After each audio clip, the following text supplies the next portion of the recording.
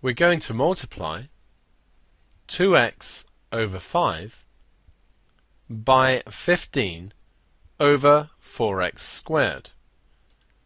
As when just multiplying number fractions, we're going to multiply the two numerators together and the two denominators together.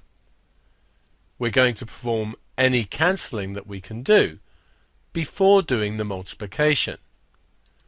Here we can see that 5 goes into 5 once and into 15 3 times. 2 goes into 2 once and into 4 twice.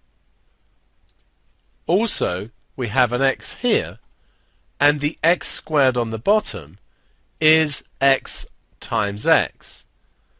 So we can cancel this x with one of the x's from the x squared.